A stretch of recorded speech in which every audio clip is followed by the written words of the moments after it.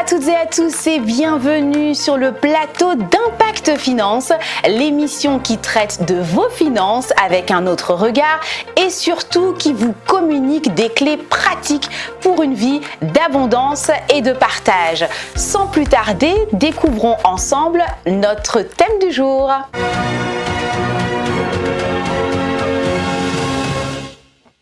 Vous l'avez découvert, notre thème du jour, comment gérer mon entreprise en Afrique depuis l'étranger. Pour ce faire, nous avons la présence sur ce plateau de Noëlla. Bonjour Noëlla. Bonjour Sandrine. Comment vas-tu? Super bien, merci. Et toi? Très bien, ravie de t'accueillir sur le plateau d'Impact Finance. Merci. Alors, avant que tu te présentes, on va également introduire notre chère chroniqueuse Sonia. Bonjour Sonia. Bonjour Sandrine. Comment vas-tu? Très bien, et toi? Super. Alors, puisque la présentation de notre invité du jour sera un peu longue, donc on va commencer par toi. Si tu veux bien te présenter, s'il te plaît. Donc moi, je m'appelle Sonia et je sers au sein du ministère de la Communication ici à l'église Impact Centre Chrétien Bruxelles. Et aujourd'hui, je vais poser des questions à notre invité du jour. Exactement, merci beaucoup. Nous revenons à toi, Noëlla. Est-ce que tu peux te présenter, s'il te plaît? Alors, je m'appelle Noëlla Kirimo. Alors, comment commencer? Je suis enfant de Dieu. Je suis, alors dans la casquette dans laquelle je me présente aujourd'hui, je suis entrepreneur. Donc, j'ai une entreprise qui est basée au Congo. Et ici, en Europe, je suis employée. Je travaille à temps plein pour une firme pharmaceutique. Donc, voilà. Je sais pas ce que je peux rajouter d'autre. Bon, on aura l'occasion au cours de l'émission, d'aller un peu plus en profondeur. Donc tu travailles ici en Belgique, oui. Dans une entreprise pharmaceutique, hein, c'est bien ça? Oui, d'accord. Ouais. Et tu as créé, c'est pourquoi d'ailleurs tu es là, oui. C'est notre thème du jour. Tu as créé une entreprise située donc au Congo. Oui, exactement. Donc depuis 8 ou 9 mois, j'ai lancé une activité au Congo, pour laquelle je travaille depuis bien plus longtemps que ça. et donc c'est dans le secteur en agroalimentaire pour lequel je travaille, et c'est un domaine dans lequel j'ai aussi étudié. Donc je fais mes études ici en Belgique à la faculté universitaire de Jean Blou. Ça s'appelle maintenant aujourd'hui Jean Blou Agrobiotech, c'est un peu plus high-tech. D'accord. Et c'est une université spécialisée dans l'agroalimentaire. En tout cas, dans tout ce qui est tropical aussi. Et donc là, j'ai vraiment appris, comme je dis souvent, à partir du champ jusque dans ton assiette. Donc là, il y a toute une série de techniques, de transformation, de conservation. Après, voilà, elles sont critiquables, hein. Bio, pas bio, bonne, saine, voilà. Maintenant, j'ai vraiment appris à partir de la ferme ou du champ jusque dans votre assiette. La nourriture, comme vous la trouvez dans votre assiette, elle a quand même subi quelques procédés de conservation, de transformation, et c'est ce que j'ai fait comme étude. D'accord. Alors comment, est-ce que c'est depuis toute petite que ce que tu mangeais dans ton assiette t'intéressait? Ou alors, comment est venu le fait que tu te spécialises dans l'agroalimentaire? Alors depuis que je suis petite, j'ai toujours été curieuse sur comment les choses peuvent prendre différentes formes. Donc elles peuvent, comment on fait du savon, comment on fait, voilà. J'ai fait la chimie. Je fais la chimie industrielle ici. Je suis bio-ingé en chimie et biotechnologie. C'est un peu le titre qui est sur mon diplôme. Donc ça m'a toujours intéressée. J'ai toujours été très curieuse. Donc j'ai commencé à faire de la chimie et je me suis rendu compte que un domaine particulier de la chimie qui m'intéressait, c'était l'agroalimentaire. Parce que la chimie, on voit tout de suite des choses pas bonnes, mais la chimie, c'est vraiment aller en profondeur, comprendre comment les choses fonctionnent pour pouvoir leur donner une forme qu'on veut. Et donc c'est ça qui m'intéressait. Et alors ça s'applique à beaucoup de domaines, mais moi je me suis plutôt intéressée à l'agroalimentaire parce qu'on mangera toujours. C'est un domaine qui chômera jamais, qui sera jamais obsolète, donc on mangera toujours, et c'est comme ça que je me suis lancée dans l'agroalimentaire. D'accord, intéressant, hein. On a envie de se dire, tous les parents dont les enfants demandent à chaque fois, mais comment ça s'est fait? Mais comment est-ce que tel produit est devenu... Comment on fait du fromage? Comment on fait du fromage? Une fois j'ai entendu aussi, pourquoi, comment ça se fait que le dentifrice, quand on appuie, il y a plusieurs couleurs qui en sortent. Bon, en fait, ça peut paraître un petit peu, un peu bête, mais en réalité, exactement, faut pas négliger ce côté, il y a curieux, que les enfants peuvent peuvent avoir. Ouais. Et toi, tu as eu ça très tôt. Oui, j'étais vraiment très curieuse des genres de choses. Donc j'ai fait des études scientifiques en secondaire. Bon, comprendre, ça, j'ai toujours été émerveillée en me disant, oh, des cheveux, c'est une protéine. Voilà, c'est des choses qui m'émerveillent. Je t'imagine Noéla en classe. Au premier rang, toujours en levant la main. C'était pas comme ça, mais j'étais curieuse. Voilà, c'est ça. Mais oui, mais c'est vraiment... et je me dis, quand on voit tout ça, on ne peut que croire en Dieu. Donc on se dit, c'est vraiment merveilleux comment les choses sont bien faites, sont exactement bien faites au bon endroit. Donc tout ça, ça a attisé ma curiosité. Et je me suis retrouvée dans la soupe de l'agroalimentaire. Dans la soupe de l'agroalimentaire, très bien. Et donc, tu le disais donc tout à l'heure, tu t'intéressais à voilà un produit, je le vois voilà dans mon assiette. J'ai envie de m'interroger comment est-ce qu'il est arrivé jusqu'ici, comment est-ce qu'il a été transformé. Alors, est-ce que dans l'agroalimentaire, tu t'es spécialisé dans un domaine en particulier? Comment ça c'est vraiment l'avantage des études en Belgique, c'est que on est fort généraliste. Donc, je peux travailler dans une boîte qui fait du lait, du jus, de la confiture. Ça reste des mêmes procédés, en fait. En Belgique, en tout cas, c'est ça ce que j'ai apprécié des études en Belgique. On ne nous spécialise pas, un peu comme les ingénieurs français sont très spécialisés dans quelque chose. Après, ils sont très calés dans leur domaine. Oui. Mais voilà, pas fort. Ils peuvent pas être généralistes. En Belgique, on a vraiment cette formation très généraliste. J'ai des collègues avec qui j'ai étudié qui travaillent pour des programmes de la NASA, par exemple, qui pour envoyer des cellules dans l'espace. Il y en a qui travaillent dans la pétrochimie, il y en a qui travaillent... Mais dis donc, quelle émission. Donc, voilà. C'est vraiment des études très, très variées. Et donc, ça te permet aussi... Moi, l'agroalimentaire, ça peut être une boisson, ça peut être... un pot de confiture, comme j'ai dit, ça peut être un poisson séché. Donc, je voulais pas non plus être dans des études qui vont me restreindre dans le choix du produit dans lequel je veux me lancer. Donc voilà. D'accord. Et donc pour en venir justement à ton entreprise que tu as créée, alors vers quel domaine ou quel produit tu t'es spécifié alors? Est-ce le lait? Est-ce je ne sais pas, le poisson séché? Alors toi c'est quoi? Alors je me suis spécialisée dans la viande fraîche. Et alors pourquoi? Parce que c'était une opportunité. En tout cas, j'ai commencé par la viande. Ma vision est d'aller beaucoup plus loin, d'avoir une large gamme de produits. Mais la viande, parce que j'étais souvent malade quand j'allais en Afrique aussi en vacances. Parce que la viande, même si elle est propre en apparence, si elle n'a pas suivi un bon cheminement de conservation, à la fin, elle te rend malade. Et donc, et aussi, il y avait aussi une opportunité. Il y a une grosse demande de bonne qualité de viande, en tout cas au Congo. Quand on cherche une bonne viande pour laquelle on est sûr, si tu vas acheter ton steak, tu veux le manger saignant, ici tu as plus confiance. En Afrique, tu te poses un peu des questions, on te dit il faut bien la cuire comme ça pour que tu es sûr qu'on a tout tué. Donc c'est comme ça que je me suis... Et aussi c'est un domaine, on va pas se mentir, qui ne demande pas des gros investissements. Parce que la viande, moi je vais la chercher à la ferme, au marché d'animaux, comme il y en a au Congo. Donc je choisis ma vache, je choisis mon porc, on l'abat. Je peux pas l'abattre moi-même parce que je ne suis pas dans les normes il y a certaines normes, il faut qu'il y ait un vétérinaire à côté, donc je la fais abattre et puis je la ramène dans mon atelier où je passe à la découpe, à la conservation, au conditionnement et à la conservation. Alors, excuse-moi, mais je vais revenir un peu en arrière parce que tu as parlé d'atelier. Bon, déjà, comment est-ce que tu as... donc, ça veut dire que tu as effectué un déplacement au Congo, oui. C'est ça? Et là, donc, tu as... comment est-ce que tu as choisi, par exemple, ton atelier? Alors, mon atelier était vraiment une opportunité familiale aussi. C'était un dépôt qui appartenait à la famille, qui servait pas beaucoup. Donc, je l'ai aménagé. J'ai fait presque 1 an de travaux. Et maintenant, et je l'ai aménagé aussi avec les connaissances que j'ai d'ici, et des choses auxquelles je pense, comme le sol doit être un peu penché dans un atelier agroalimentaire pour pouvoir nettoyer facilement, pour que l'eau coule facilement. Donc ça, c'est des petites choses que j'ai mis en place aussi tout de suite, parce que voilà, c'est des choses auxquelles on doit penser dès le départ, parce que j'ai une vision de travailler dans des bonnes conditions, en respectant des normes. Donc voilà, j'ai aménagé. Comme j'ai dit, ça ne demande pas des très gros investissements, ça ne demande pas des millions d'euros pour investir. Il faut juste aménager un espace propre où il y a de l'eau potable, de l'eau courante qui est à disposition pour se laver les mains, on ne lave pas la viande, attention. on ne la lave pas, sinon elle est sujette à beaucoup de contamination. Et un endroit où on peut mettre on peut conserver la viande. Donc pour l'instant, j'ai des gros congélateurs. On espère d'ici la fin de l'année pour avoir une chambre froide assez grande pour mieux fonctionner. Et donc voilà. D'accord. Alors, oui, j'ai l'impression que tu en parles. Bah oui, c'est ça. On a l'impression que tu en parles de manière tellement. J'ai fait ça, mais j'imagine. Parle-nous un petit peu.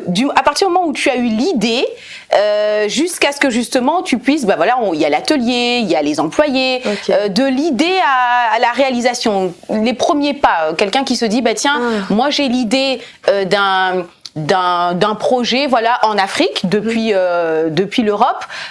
Quels sont les premiers pas? Toi, qu'est-ce que tu as fait par exemple? Alors ce que j'ai fait en amont, vraiment ça va faire 5 ans que je travaille avec d'autres entreprises au Congo, parce qu'on va pas se mentir, je connaissais pas le milieu professionnel congolais. Je suis employée ici, les règles sont totalement différentes, le mindset est totalement différent. Donc pour pouvoir attaquer un milieu, il faut le connaître un minimum. Donc moi, ce que j'ai fait pendant les 5 dernières années, j'ai travaillé pour des petits projets. Les gens me demandaient, tu peux venir nous aider pour ci, pour ça. Et donc ça m'a permis aussi d'observer un peu comment ça se passe, comment est-ce que les employés fonctionnent, comment est-ce que le mindset, faut pas faire du copier-coller, il faut s'adapter en prenant ce qu'il y a de bon, en modifiant ce qu'il y a à améliorer. Et donc voilà, à partir de ça, c'est comme ça que j'ai eu aussi l'idée de me lancer dans la viande, parce que c'était quelque chose qui marchait très bien. Et alors du coup il y avait donc d'un côté il y avait une demande de viande, de l'autre côté il y avait l'atelier l'entrepôt qui servait à rien. Donc de fil en aiguille, l'un a servi pour l'autre. Et donc c'est pour ça que j'ai parti 3 semaines pour lancer les travaux. Et en 3 semaines, oui, ils ont bien travaillé. Ah bah, c'est très bien.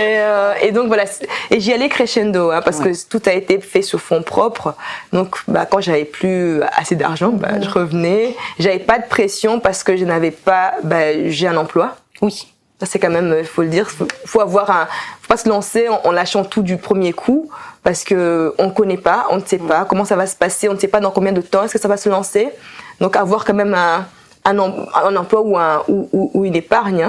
Donc c'est vrai que si j'avais plus de temps pour travailler dessus, peut-être ça irait plus vite aussi. Voilà. En tout cas, moi, mon choix, ça a été de garder mon emploi, en tout cas que j'ai encore aujourd'hui, et de lancer en parallèle l'activité. D'accord. Donc 5 ans plus tôt, comme tu le disais tout à l'heure, tu allais faire de travailler déjà un petit peu, repérer déjà un peu le terrain.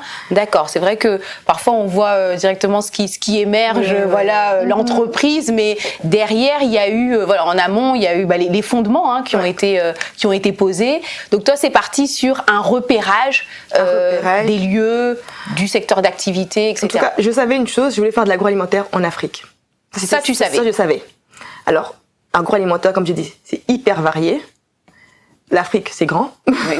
Donc, ça a été j'étais attentive. J'ai passé aussi beaucoup de temps dans les conférences ici en Europe. Quand on dit, il y a une conférence des gens qui investissent en Afrique, j'allais à Paris pour ce genre de week-end. Je connaissais personne. Voilà, ça, je me suis aussi renseignée comme ça. Et puis, d'un autre côté, les premières personnes avec qui j'ai travaillé, je les ai rencontrées sur Facebook, avec qui on est des très bons amis aujourd'hui. J'ai travaillé pour eux pendant quelques années. Donc, je regardais vraiment, j'étais intéressée. Quand quelqu'un fait quelque chose en Afrique, en agroalimentaire, je suis sa page, je regarde ce qu'il fait, je contacte. Il y en a qui répondent pas, mais en soi, ça coûte rien. C'est vrai. Et donc, voilà comment est-ce que j'ai repéré. Et donc, à un moment donné, j'ai eu une première opportunité d'aller travailler pour un ami qui était sur un projet en agroalimentaire là-bas.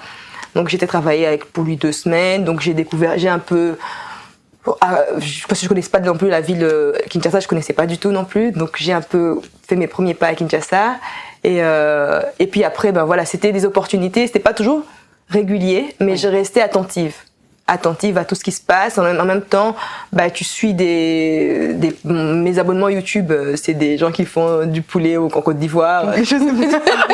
Voilà, voilà, c'est des centres d'intérêt pour lesquels je m'abonne, voir comment est-ce que quelqu'un a été faire du cacao en Côte d'Ivoire ou au Sénégal. Vous savez que les oignons qui sont vendus en France viennent du Sénégal aussi, ça, je sais pas si vous saviez. Donc voilà, c'est des choses que non.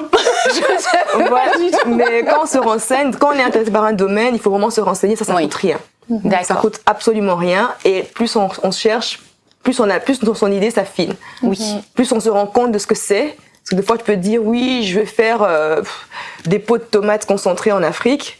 Ben, ça demande quand même un sacré investissement, quoi. Donc, mais la viande, ça demandait beaucoup moins d'investissement, mais je l'ai découvert parce que j'avais un pied dedans, j'avais des amis qui faisaient la même chose aussi, et donc voilà.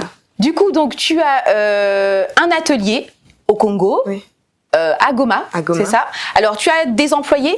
Oui, alors actuellement j'ai 5 employés à Goma et 1 à Kinshasa. Donc le plus gros de l'activité se fait à Goma. Alors pourquoi Goma? Parce que la maison familiale.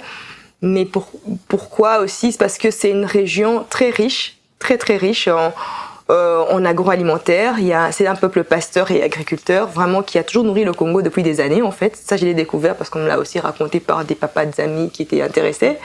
Et donc cette région est vraiment très très riche. Comme je dis, il y a un marché pour les animaux, il n'y a pas ça vraiment partout, quoi. Donc, un marché où on vend des bœufs, tu choisis ton bœuf, c'est pas partout, donc ça c'est à Goma. Et c'est une viande, je suis pas une viandophore, je suis pas une grosse mangeuse de viande, mais la viande de Goma, elle est vraiment, vraiment bonne. Elle a un goût vraiment très bon, et c'est ça que je vends aussi, parce qu'elle est un peu plus chère qu'ailleurs, mais elle a un meilleur goût. Donc, les espèces qu'il y a à Goma, elles sont vraiment plus meilleures, et c'est sur base de ça que donc je vais à Goma au marché, j'achète des viandes, des animaux entiers, pas entiers, ça dépend des commandes. Je vais à l'atelier, je les découpe, je les conditionne, je mets sous vide, je congèle, je mets dans des bacs frigo, j'expédie par avion à Kinshasa. Et à Kin, ça arrive chez les clients. Et la question aussi qu'on peut se poser, parce que voilà, tu dis que comment tu procèdes, mais on rappelle quand même que tu es employé, du coup. Oui. Quelle est ta fréquence, j'ai envie de dire, de voyage au Congo? Ça dépendait que de moi, j'irais plus souvent, mais j'y vais 4 à 5 fois par an. 4 à 5 fois par an. Oui. Donc le reste du temps, tu gères ton entreprise depuis la Belgique. Oui. Comment tu fais concrètement? Concrètement, c'est que c'était déjà j'ai tout fait pour que ça fonctionne à distance. Donc toutes les bases qui étaient mises en place, par exemple, je n'ai pas beaucoup de papier chez moi. Tout est sur un cloud, sur Google Drive, si on peut citer. Et donc, sachant que je ne serais pas là, j'ai appris, même à mon livreur, à aller sur Google Drive. Je lui dis, tu as un téléphone, tu as WhatsApp, c'est que tu as Internet. Si tu as Internet, c'est que tu as Google. Si tu as Google, tu as Google Drive. C'est pas oui, mais chez nous, c'est compliqué, vous savez, c'est pas comme chez vous en Europe, non. Donc voilà, et sur ça, je forme beaucoup les gens aussi. Je leur dis, voilà comment compléter. Et donc, par exemple, tout ce qui se passe, j'ai pas de cahier. Parce que un cahier pour noter, 1 franc est sorti, 10 francs est entré, on va oublier de compléter, on va avoir du retard pour saisir. Moi, je vais devoir attendre qu'ils puissent saisir. Mais avec ton téléphone, tu viens de livrer, tu écris sur ton téléphone, j'ai reçu autant, j'ai dépensé autant, et moi, j'ai tout en ligne directement. Donc, ça fait partie des choses que j'ai mises en place, c'est que je digitalise le maximum. Maximum, oui. Les bons de livraison, il fait une photo sur WhatsApp, il envoie, moi, j'archive directement. Donc voilà, c'est la grâce qu'on a, c'est que WhatsApp aujourd'hui, vous aide quand même beaucoup. Toutes les nouvelles technologies nous aident beaucoup à gérer à distance. Et comme j'ai dit, dès le départ, je savais que j'allais pas m'installer le premier jour là-bas. Oui. Donc j'ai mis des choses pour qu'à distance, je puisse les voir. Ok. Donc, sincèrement, c'est la vision de départ, c'est que je ne suis pas sur place. Alors comment je fais pour que ça fonctionne aussi sur place, en étant à distance? La première des choses, c'est d'avoir l'information. Qu'est-ce qui s'est fait? Qu'est-ce que vous avez fait aujourd'hui? J'ai pas besoin d'appeler tous les jours parce que moi, je travaille à horaire décalé par rapport à eux. C'est-à-dire que des fois, c'est à partir de 20h, je suis devant mon PC, jusqu'à 23h, mais je vais pas obliger mes employés à me répondre à cette heure-là. Oui, c'est vrai. Il faudrait que l'info soit disponible pour que moi, quand je me mets devant le PC à 20h, je vois ce qui a été fait. Donc ça, c'est aussi comment est-ce que quand on se lance, il faut savoir ce qu'on veut faire aussi. Oui. Donc quand tu te lances, tu te dis, ok, voici ce que je veux faire, voici les moyens dont je dispose, voici là où je veux aller. Qu'est-ce que je peux faire? Donc, aller mettre des tonnes de papier, ils vont se perdre, on va oublier, ça donne beaucoup plus de travail de commencer à écrire sur papier et saisir sur une machine. Donc voilà. Alors t'en parles, c'est vrai, avec tellement d'aisance. Ouais, je veux dire, t'as tellement d'aisance, mais j'imagine qu'il y a quand même eu des obstacles, ceci, cela. Est-ce que, par exemple, à un moment, tu t'es dit, bon Seigneur, est-ce que vraiment fallait que je le fasse? Oui. Oui. Tout le temps. Parce que c'est beaucoup de travail. beaucoup de challenges, des problèmes de logistique au Congo, de coupures de courant, il y a tellement des choses qui se passent que si j'ai pas Dieu, je sais vraiment pas comment je ferais, parce que c'est vraiment ma force des fois quand j'ai vraiment des gros challenges. Il n'y a plus de vol parce que pour x, y raison, j'ai des grosses commandes qui attendent, il n'y a plus de vol pendant une semaine. Une fois, je dis à l'équipe, je sais pas quoi vous dire. Et là, je m'enferme, je prie en fait. Je prie vraiment et je dis à Dieu, on avait un deal, c'est que je dois avoir un sommeil tranquille. Tu as fait un deal avec Dieu en ce sens. Raconte-nous un peu. Mais Dieu, je me lance, mais franchement, tu es mon associé. Si on foire, ce sera plus toi qui vas foirer. Parce que c'est toi qui fais tout. Et je sais qu'il a jamais foiré. Donc, je me dis, j'obéis, je te sers. Je dis à Dieu, je veux pas commencer à me dire, maintenant, j'ai une boîte, j'ai pas le temps d'aller servir. Je dis, je te sers. Tu t'occupes de mon agenda, de me donner la force. J'ai dit aux gens, j'ai pas le temps d'être malade. La grippe, je lui ai dit vraiment au revoir, parce que tu vas me caler une semaine au lit, j'ai pas le temps. Et c'est vraiment des choses comme ça, pratico-pratiques. Quand je prie, je dis à Dieu, vraiment, quand je me sens un peu malade, après je veux boire du thé, je me couvre. Mais je prie, j'ai dit, mon corps vraiment a beaucoup d'autres activités à faire que d'être dans un lit en train de... En tout cas, c'est ma prière aujourd'hui. Et je dis à Dieu vraiment qu'on doit avancer. Moi, je te suis. Quand je regarde dans la Bible, je vois moi, quelqu'un qui m'a toujours impressionné, c'est Josué. Josué, quand je dis toujours Josué 1 à 8, Josué, c'était un guerrier à qui Dieu a dit, fortifie-toi et prends courage. Il avait de l'expérience, Dieu n'a pas dit, bon, c'est bon, tu es mon gars, tu avances, va conduire le peuple d'Israël jusqu'à la terre promise. Non, Dieu lui a dit, fortifie-toi et prends courage. Il lui a donné des consignes. Il a dit que ce livre de la loi ne se vienne pas de ta bouche. Donc, médite-le jour et nuit. Tu dis, Seigneur, je suis le même. Et quand tu regardes les 8 premiers versets de Josué, c'est vraiment des instructions. Dieu lui donne une mission. Va conduire le peuple de A à B. Donc, moi, Dieu m'a donné une mission comment que les gens mangent ce qu'ils méritent. Les gens doivent manger les déchets. Quand on regarde, on mange souvent les restes de l'Europe. On mange les déchets de l'Europe. On mange les croupions de canards, donc de dinde, qu'on envoie tous les invendus. On a aussi le droit de manger sainement parce qu'on a ce qu'il nous faut sur place. Alors ce qui nous manque, c'est qu'il y a personne qui produit. Personne qui produit correctement. Personne qui produit en pensant aux consommateurs. Moi, j'appelle mes clients parce que j'ai tous leurs contacts. Je dis, ça va, qu'est-ce qu'on peut améliorer? Est-ce que mon livreur est poli?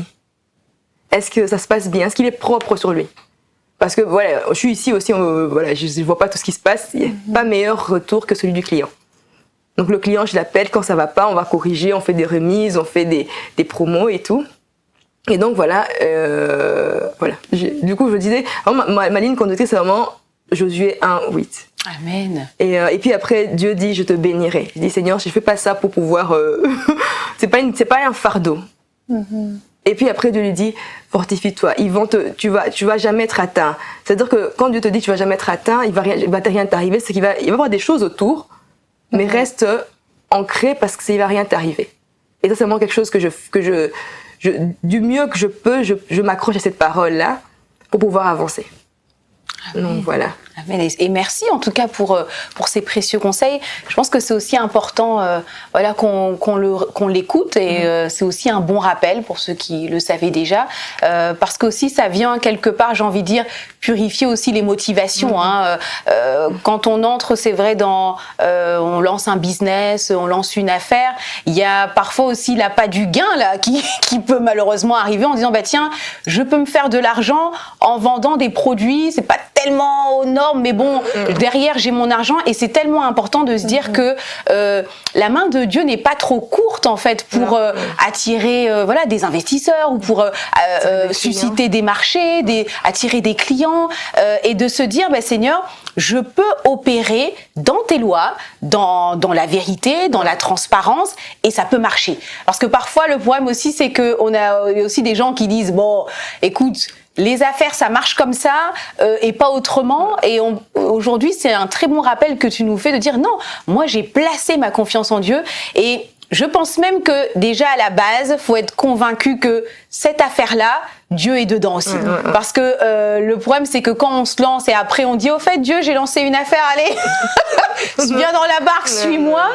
C'est là après où on se dit, je comprends pas, ça n'a pas marché, etc. Ça ne veut pas dire que quand Dieu inspire un projet, comme tu l'as très bien dit, aujourd'hui, tu peux dire, il y a des problèmes, il y a pas de vol alors que le client attend. Donc il peut y avoir des obstacles en fait. Ça. Mais la finalité et ce que Dieu en tout cas promet, c'est que derrière ça va réussir en fait. Tes projets réussiront et surtout que Dieu sera avec nous. Merci en tout cas pour ce beau. C'est un beau témoignage, un témoignage de foi. Et donc même j'ai envie de dire dans ta gestion, tu ne te sens pas submergée. Non, honnêtement. Et là où Dieu fait grâce vraiment, c'est que même j'ai une équipe qui porte le projet, et je suis vraiment, j'ai donné les larmes aux yeux parce que ils travaillent beaucoup plus que ce qu'ils devraient. Je leur dis, c'est dimanche, je dis, non, mais on a, du coup, on va beaucoup moins au marché, par exemple, parce qu'on a des fournisseurs qui viennent nous trouver, parce qu'ils commencent à nous connaître un peu. Non, les fournisseurs nous ramènent beaucoup de viande, on n'en a pas trouvé de la semaine, donc on doit être là. Je leur dis, c'est dimanche, restez chez vous, ouais, mais on en a pour 1 heure et puis c'est bon. Et voilà, ça c'est vraiment quelque chose qui me fait chaud au cœur. Je leur dis, l'argent c'est une conséquence. Oui. Je dis, on travaille pas pour avoir l'argent. Quand on travaille bien, l'argent arrive. Exactement. Les gens sont prêts, les gens payent 2 fois plus cher ma viande, pas parce que je leur plais, mais parce que ils se disent, quand tu dis que tu viens, tu viendras. Quand tu promets, tu dis je livre lundi on sait que tu es là. Donc moi je peux m'engager derrière. Quand je sais que ta viande elle a un bon goût, je sais que je ne devrais pas avoir penser à trier, regarder si elle a pas un peu tourné. Donc la qualité du service donne confiance aux gens. Donc je dis à l'équipe, ce que nous on fait, l'argent ça va venir. J'ai dit, il y a quelqu'un qui n'a jamais reçu un salaire chez Stargroup, c'est moi. Donc l'argent ça va venir et ce n'est pas la motivation. J'ai déjà refusé de prendre un employé parce qu'il m'a dit, oui moi je suis prêt à tout pour l'argent. Je dis non. Non, je te prendrai pas parce que l'argent c'est une conséquence. Justement, comment tu fais pour choisir tes employés ? Ils sont venus à moi la plupart. La plupart sont venus à moi et franchement. C'est sur, par exemple, parce que tu es ici en Belgique, est-ce que c'est sur recommandation ? Je sais pas, quelqu'un au pays t'a dit, tiens Noëlla, je peux te conseiller quelqu'un ou comment tu as fait ? C'était des gens que j'ai rencontrés, mes multiples voyages. Ça fait que j'ai fait un réseau. J'ai demandé, je cherche quelqu'un comme ça. Donc la première personne que j'ai recrutée, c'est mon gérant que j'ai rencontré via des amis et donc on a commencé à travailler ensemble. Au début, il m'aidait un tout petit peu, puis j'ai vu qu'il avait. Après, j'observe beaucoup aussi les gens. Je regarde leur façon de travailler, je regarde leur fidélité, leur intégrité. Et ça que je regarde. Il y a des choses que je dois trouver dans quelqu'un pour le prendre. Donc chez nous, les valeurs chez nous, c'est respect, intégrité, excellence. Valeurs que tu as communiquées, j'imagine. Que j'ai expliquées. Le respect pour qu'on se respecte entre nous, on respecte le client, on respecte le travail. On est intègre. Parce que oui, c'est peut-être un bon deal d'aller, on m'a déjà proposé une fois de modifier, falsifier les kilos aux fret pour payer moins. J'ai dit, donc tu verdict, réponse. J'ai dit à la personne, tu me proposes, moi en tant que chef d'entreprise, de voler un autre chef d'entreprise ? Il a fait, ouais, dis comme ça, ça ne peut pas le faire. Et tu veux que je... je dis, non, soyons cohérents dans nos dires. Soyons cohérents. Oui, mais ici c'est comme ça, tu sais, c'est l'Afrique. J'ai dit, si c'est comme ça, je dirais à Dieu, alors tu ne m'envoies pas là où tu sais que... Il n'y a pas un endroit au monde où les lois de Dieu ne fonctionnent pas. Amen. Il y a pas, oui, ici c'est comme ça, c'est la jungle. Je dis, Seigneur, ça va pas être facile. Parce que tout le monde, tu es un peu en contre-courant comme ça. On te dit, ouais, mais ici c'est comme ça, tu verras. Tes histoires d'Europe là, ça va pas marcher ici. J'ai dit, non, Seigneur, je peux pas commencer à me compromettre pour de l'argent. Autant j'ai un boulot, autant rester ici et avoir mes vacances aller ailleurs que d'aller au Congo à chaque fois. Exactement. Et donc voilà, je veux dire, c'est que du coup, j'ai vraiment inculqué dans l'intégrité. Alors l'intégrité, je le leur dis, je check et je fais des visites surprises. Parce que voilà, j'ai déjà débarqué une fois au bureau, personne ne savait. Et ils savent jamais si je vais arriver ou si je vais pas arriver. Ils savent pas. Donc je suis sur WhatsApp, ça se trouve je suis en escale et je suis en train d'atterrir dans 1 heure. Vous savez pas. Surprise. J'ai les clés du bureau. Est là. Donc voilà. Donc soyez intègre tout le temps parce que vous n'êtes pas intègre parce que je suis là. Oui. Donc, et puis après l'excellence, parce que voilà, il y a le petit côté où j'ai dû un peu plus marteler, c'est que quand on dit au Congo, tu dis un client te dit oui, mais il y a ça qui n'allait pas, on a tendance à lui donner l'explication de pourquoi les choses sont comme ça. Oui, la viande, elle n'était pas bien comme ça. Oui, madame, c'est parce que non, on écoute le client, on lui propose autre chose ou on corrige le point qu'il nous a donné. Ça, c'était quand même un peu challengeant parce que oui, le client appelle pour dire ça va pas. Tu lui donnes pas une explication pour expliquer une médiocrité. C'est pas possible. Tu lui dis mais non. Tu lui dis ou alors si tu sais pas quoi répondre, on va regarder, on revient vers vous rapidement. Donc j'ai dû coacher ces personnes qui sont au téléphone avec les clients pour lui dire voici comment dire. Si tu ne sais pas, tu dis je vous reviens et on check ensemble. Ne commence pas à inventer des choses là-bas. Donc voilà, c'est donc respect, intégrité, excellence. Respect, intégrité et excellence. Et j'ai même noté cette phrase que tu as dite. Il n'y a pas un endroit au monde où les lois de Dieu ne fonctionnent pas. J'ai beaucoup aimé cette notre citation de Noéla, inspirée par le Saint-Esprit. Voilà. Mais c'est tellement vrai. Ouais. Et je pense que ça va beaucoup aider aussi les personnes qui nous écoutent. Et tu es, j'ai envie de dire, le témoignage que c'est possible. Tu as commencé il y a à peine 8-9 mois, c'est ça? Et aujourd'hui, quels sont les fruits justement de cette entreprise?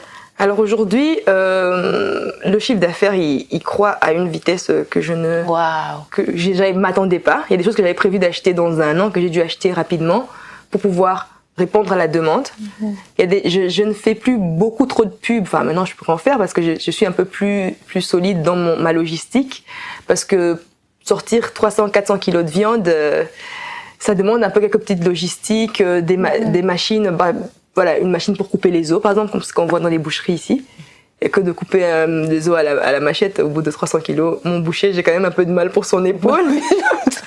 Donc voilà, c'est des choses auxquelles, mais c'est des investissements. J'achète mes machines ici en Europe. En tout cas, c'est ce que Dieu m'a vraiment conduit. C'est que je savais pas du tout où acheter de matériel professionnel. Et donc, je tapais sur Google, je me suis retrouvée dans un quartier, j'ai rencontré quelqu'un qui m'a dit « Non, je connais quelqu'un qui vend des très bons appareils. » Il m'a donné une adresse, c'est ce monsieur-là, aujourd'hui c'est mon... Je l'appelle, je lui dis « Ah, je veux ça », il me conseille, il me dit « Utilisez plutôt ça comme ça. » Quelqu'un qui a 30 ans de bouteilles dans la boucherie. Wow. Voilà. Wow. Quand tu sors, tu dis « Seigneur, bon, on va trouver un fournisseur. » Je sais pas où, mais on y va. Et à chaque fois. Et chaque fois, Dieu vraiment a conduit chacun de mes pas. Exactement. Et parce que je ne sais vraiment pas. Un de mes plus grands clients aujourd'hui, c'est quelqu'un que je connaissais pas. Donc, et des gens qui contactent. Je n'arrive. Des fois, je suis vraiment émerveillée par le fait que les gens me fassent confiance. Et je suis là, je me dis, mais tu me connais pas en vrai. Bah oui. Je sais pas, je peux faire tout et n'importe quoi. Comme si tu avais fait tes preuves depuis une vingtaine d'années dans le domaine. Oui, et les gens ne te connaissent pas, ils te parlent de toi, et tu te dis, mais ok, on va. Et donc tu te dis, si on m'a mis là, je peux pas être là, je dois être plus haut. Donc ça, c'est quand même une grâce, c'est que les gens font beaucoup confiance. Et c'est ça qui change tout, en fait. Si les gens ont de l'argent à dépenser, les gens veulent bien manger, et les gens, deux fois, tu cherches de la bonne viande, tu n'en trouves pas au Congo. Et moi, je dis, attendez, je vais vous donner ma carte. Exactement. Tout à fait. Bah oui, c'est un très beau témoignage et très inspirant aussi. Je pense encore une fois à toutes les personnes qui nous écoutent. Voilà, c'est possible en fait d'investir en Afrique depuis l'étranger et de réussir. Réussir Amen. Selon Dieu, Amen. C'est-à-dire réussir de la bonne manière avec des bonnes valeurs comme tu as cité celle que tu avais donc celle que tu as j'ai envie de dire transmise à tes employés, donc à l'équipe, donc l'intégrité, l'excellence et le respect. Oui. C'est un peu ça. Oui. D'accord, très bien. Alors, on va passer maintenant à une petite question, voilà, une petite chronique de Sonia. Sonia, nous t'écoutons. Alors voilà, nous avons quelques questions pour toi. Alors, on se pose la question de est-ce que tu pourrais nous donner 2 clés à mettre en place, en tout cas, pour pouvoir porter à bien un projet qu'on aimerait faire en Afrique? Alors la première clé pratico-pratique, c'est vraiment connaître le domaine dans lequel on se lance. Donc poser des questions, aller voir les gens, ne pas se lancer sur une idée, même si elle a toujours une particularité son idée, mais il y a toujours quelqu'un qui est plus ou moins dans le même domaine que soi. Aller avoir l'humilité de se dire je vais apprendre de quelqu'un. Je sais pas tout, je vais apprendre. Alors la deuxième clé, c'est être organisé. Être organisé, c'est-à-dire savoir faire la part des priorités. Se dire ça c'est prioritaire, et c'est vraiment être structuré et organisé. Parce que sinon on part dans tous les sens et on n'avance pas en fait. Parce qu'il y a des choses que me dit mais là on doit faire ça, je dis oui on doit le faire mais dans un an. Aujourd'hui passer la priorité. C'est important, oui c'est important, mais j'ai fait le choix de faire d'abord ceci parce que si je m'éparpille, j'arrive nulle part. Donc voilà, les deux choses c'est que vraiment être pratico-pratique, demander conseil, aller voir, ça coûte rien. Moi j'ai poussé la porte des magasins africains pour demander comment vous faites pour venir en Afrique, j'ai fait ça. Au pire, on te répond pas. Et ça franchement, ça n'a jamais blessé personne. Voilà. En tout cas physiquement. Et une dernière question, alors quelles sont les 2 choses que tu recommanderais de ne surtout pas faire? Alors moi, comme j'ai dit tout à l'heure, ne pas se compromettre pour de l'argent. Ne pas se compromettre l'argent et ne pas faire confiance aveuglement. D'accord. Donc oui, la confiance, mais il faut checker. Il faut tout checker. Donc mon équipe, je lui fais confiance. Mais ça reste humain, de fait que un fichier pendant 3 semaines, si je ne regarde pas, il se complète plus trop. Donc ne pas faire confiance aveuglement, parce que il est trop beau et très mignon, et on va à l'église ensemble. Ça veut rien dire. Donc regardez, c'est plutôt la rigueur des gens. Je ne mets pas en doute l'intégrité des personnes de mon équipe, mais plutôt la rigueur à laquelle ils travaillent. Parce que si je mets en doute leur intégrité, ils peuvent tout prendre, ils peuvent disparaître. C'est une possibilité qu'ils ont. Mais je ne mets pas en doute leur intégrité, je leur fais comprendre que je leur fais confiance. Mais cela n'exclut pas le fait que je fasse des captures d'écran, des fichiers non complétés avec des gros cercles rouges, avec des points d'interrogation. Pourquoi ça n'a pas été fait? Donc voilà, ne pas se compromettre, parce que comme j'ai dit, ça n'a jamais payé de se compromettre. Ça n'a jamais payé. À un moment donné, moi je me dis, si je me compromets, dès qu'il y a un coup de fil, je vais paniquer, je dis on va peut-être choper, et je vais pas dormir, je veux bien dormir moi. C'est mon but. Donc voilà. Mais en tout cas, je crois que ce qu'on peut retenir aussi, c'est que tu es arrivé dans ce projet et tu as amené des valeurs qui sont fortes. Et ton leadership est vraiment excellent parce que tu as su transmettre toutes ces valeurs. Et parce que je me posais la question justement de la confiance en Afrique. Tu sais, c'est quelque chose qui a beaucoup parfois, qui peut avoir du mal à se mettre en place. Et en fait, je pense que tu es venu avec ce que tu étais et que tu as réussi à le transmettre, et je trouve ça vraiment magnifique. Ah oui, vraiment. C'est vrai que pour la confiance, ça, donc au début, c'est vraiment savoir qui on est, savoir ce qu'on veut, parce que les gens vont te dire plein de choses. Oui, mais les gens en Afrique, c'est des voleurs. J'ai dit que le jour où je me suis dit ça, Tante m'a vraiment repris en disant, si tu étais en Afrique, tu serais une voleuse. Bah non. Ouais. Donc toi, tu penses que tu es une espèce en voie de disparition, quoi. Donc des gens comme toi, il y a que toi, quoi. Ah ouais, pardon. Le Seigneur attire à moi les personnes dignes de confiance, des personnes intègres. Wow. Parce que oui. Et on peut prier pour ça. Moi, je vois dans ton témoignage, il y a vraiment le côté spirituel, prière. Seigneur, accompagne-moi. Seigneur, conduis-moi. Là, il y a une nouvelle étape. Seigneur, qu'est-ce que je dois faire? D'ailleurs, ça me fait penser à un verset que j'aime beaucoup. C'est le psaume 32:8. Je t'instruirai, je te montrerai la voie que tu dois suivre. Je te conseillerai et j'aurai le regard sur toi. Et ce verset s'applique dans notre vie de tous les jours et aussi dans les affaires et aussi dans l'investissement d'un projet, d'un business, en Afrique ou dans un autre pays ou ailleurs, exactement. Donc c'est vraiment magnifique et merci Noéla pour ce beau témoignage et ces bons conseils aussi, ces précieux conseils que tu nous as communiqués. Alors l'émission touche à sa fin, mais j'espère en tout cas qu'on aura l'occasion entre tes multiples déplacements en Afrique de pouvoir ensemble partager à nouveau sur une autre thématique. Un grand merci à toi, Noéla. Merci à vous, merci Sandrine, merci Sonia. En tout cas, c'était un plaisir d'échanger. J'ai pas vu le temps passer. Et voilà, j'espère que ça bénit quelqu'un, que ça va permettre à quelqu'un de se lancer avec des bonnes bases pour des bonnes raisons. Exactement. Amen. Et merci à toi, Sonia. Merci à toi. Vraiment un plaisir de t'avoir sur ce plateau. Tu reviens encore la semaine prochaine. Je reviendrai la semaine prochaine. Très bien, c'est très bien. À vous, chers téléspectateurs et internautes, merci d'avoir suivi ce nouvel épisode de l'émission Impact Finance sur le thème « Comment comment gérer mon entreprise en Afrique depuis l'étranger. Nous sommes vraiment persuadés et convaincus que le Seigneur vous a parlé au travers de cette émission et on a eu vraiment un beau rappel d'avoir de bonnes motivations, d'avoir un cœur vraiment qui est sanctifié, qui est purifié avant de s'engager dans des affaires pour ne pas tomber finalement dans l'appât du gain, dans l'envie d'acquérir encore plus de richesses, mais au contraire je pense, et c'est ce que Noéla a voulu témoigner aujourd'hui, de chercher le bien en fait du client, chercher son bien-être, son mieux vivre pour justement voir aussi la main de Dieu dans nos affaires. Sur ce, nous allons nous séparer. On vous dit à la semaine prochaine pour un nouveau numéro d'Impact Finance et surtout n'oubliez pas, Impact Finance, vivre l'abondance et la partager.